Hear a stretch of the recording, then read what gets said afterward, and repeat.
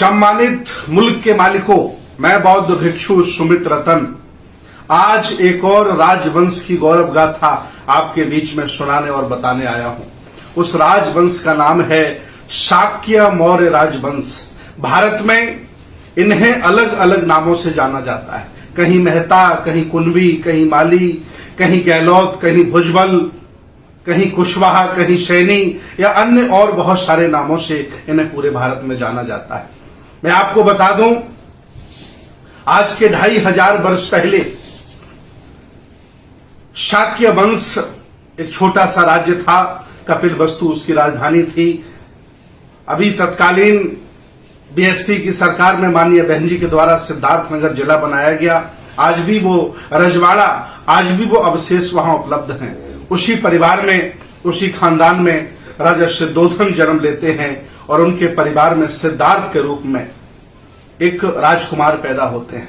आगे चलकर के वो राजकुमार सोतपन्ना सृगदागामी अनागामी अरहत पद को प्राप्त करते हुए बुद्धत्व को प्राप्त करते हैं और बुद्ध बनते हैं और संपूर्ण मानव के लिए वो अपना मार्ग प्रशस्त करते हैं, आविष्कारक होते हैं।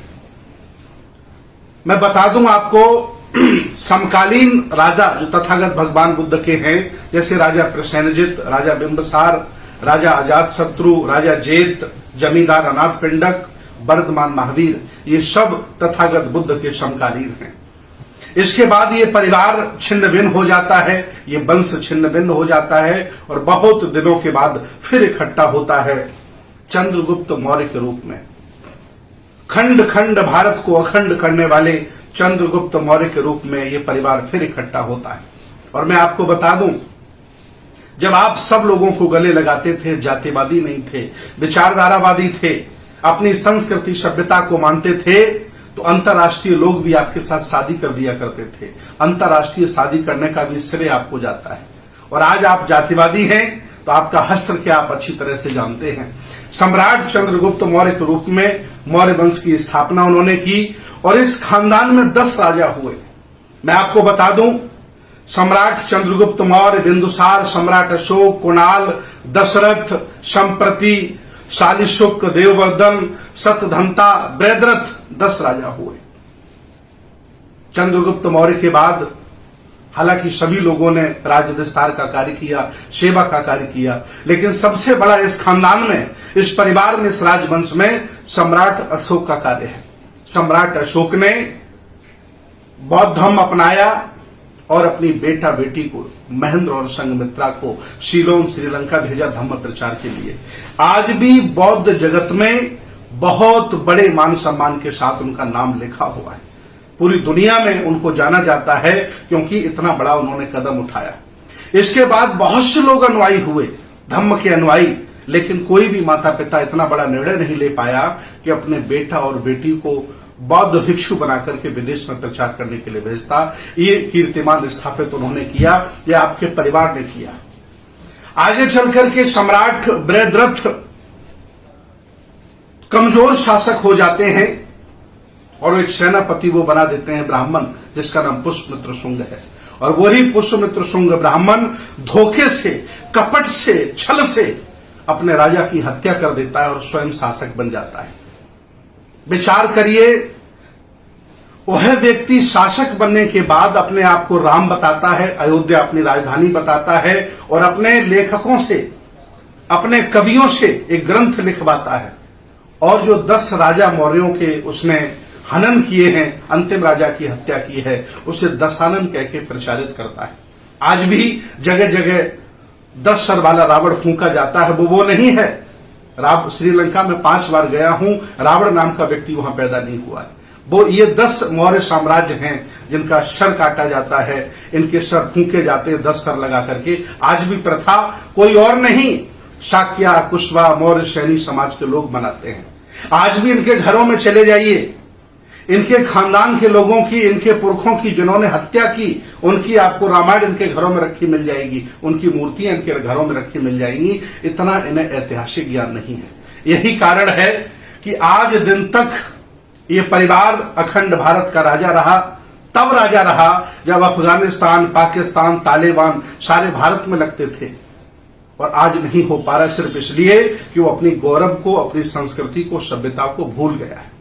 आगे चल करके फिर इस वंश का ह्रास हो जाता है, कोई रहता नहीं है। फिर ज्योतिबा राव फुले के रूप में, माता सावित्रीबाई फुले के रूप में दो रत्न इस खानदान में पैदा होते हैं। हालांकि लिखा है कि वो कुणबी और माली हैं।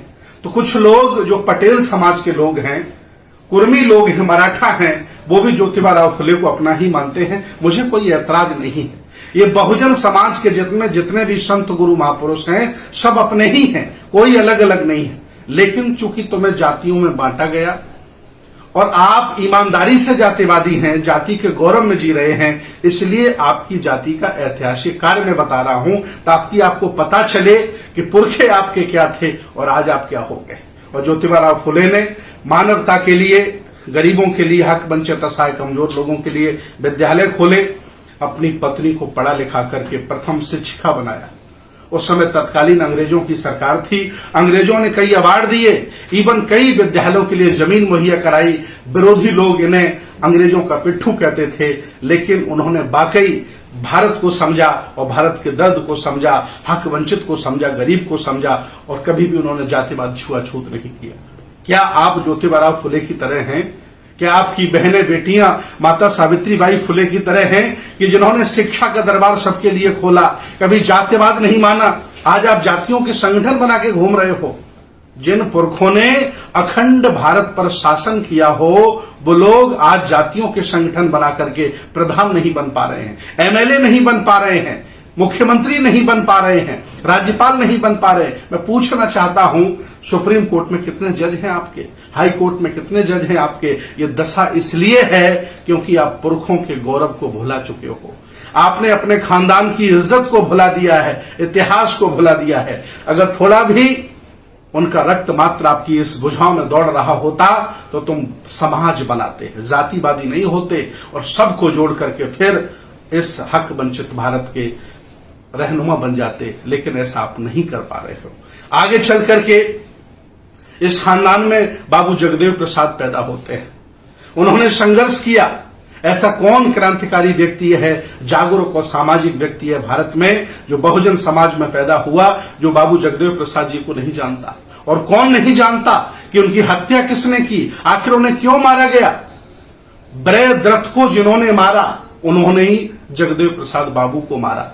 और जिन्होंने आपको मारा, जिन्होंने आपके पुरखों की हत्या की, उनकी आप पूजा करते हो। लानत हमें आता है। अगर आप ही बदल जाओ तो एक बहुत बड़ी आबादी परिवर्तित हो सकती है अपने इतिहास को जानकर, अपने वैभव को जानकर। इतना ही नहीं, भारत के किसी भी राष्ट्रीय चिन्ह में चले जाइए, आपके पुरखों की निशानी है। राष्ट्रपति भवन में जो बुद्ध की प्रतिमा रखी है, वो भी आपके पुरखों की निशानी है। आज आईपीएस के कंधे पर जो अशोक की लाट लगी है, ये भी आपके पुरखों की निशानी है। तिरंगे में जो चक्र है, ये भी आपके पुरखों की निशानी है। भले ही भारत ये सेकुलर भारत हो, लेकिन ये बौद्धमय भारत लिखित तौर से है। भले ही उसके अनुयायी न हो, आप उसे न मानते हो। मैं आपको याद दिलाना चाहता हूं, ये परिवार पूरे देश में है, जगह जगह है। जैसे गहलोत जी, अशोक गहलोत मुख्यमंत्री, वो भी इसी परिवार के हैं। छगन भुजबल जी, वो भी इसी परिवार के हैं। मैं आज आपको ललकार रहा हूं, मैं आपको समझा रहा हूं, मैं आपकी अंदर की चेतना जगा रहा हूं कि आज भी आप अपने ऐतिहासिक गौरव को जानकर खड़े हो जाइए, तो बहुत सारे लोग आपके साथ खड़े हो जाएंगे और फिर आप इस भारत के, अखंड भारत के रहनुमा, शासक, राजा महाराजा बन सकते। कोई रोक नहीं सकता है। लेकिन जातिवादी होकर, इतिहास को भुलाकर, दूसरों की गुलामी करके कभी आप यहां शासक नहीं बन सकते हो। आओ शाक्य, कुशवा, मौर्य, सैनी समाज के लोगों, आओ। एक बार फिर ये भारत आपको पुकार रहा है। एक बार फिर ये श्रवण आपको पुकार रहा है कि जिस तरह से आपके पुरखों ने हक वंचित असहाय कमजोर लोगों को साथ लेकर इस देश पर शासन किया, आज फिर ये भारत चाह रहा है कि आप आएं और इस देश को संभालें, बुद्ध की संस्कृति, श्रमण संस्कृति को आगे बढ़ाएं। इसी के साथ मैं चाहता हूं कि अगर आपको ये वीडियो अच्छा लगा हो और आपके गौरव को जगा रहा हो, आपके इतिहास को बता रहा हो, तो आप ईमानदारी से इसे शेयर करिए ताकि प्रत्येक शाक्य, कुशवा, मौर्य, सैनी समाज का व्यक्ति जो लगभग 10-12% पूरे भारत में रहता है, उसे पता चलना चाहिए कि मेरे पुरखों का गौरव क्या था और आज हमारी ऐसी तैसी क्या हो रही है। बहुत बहुत धन्यवाद, बहुत बहुत साधुवाद।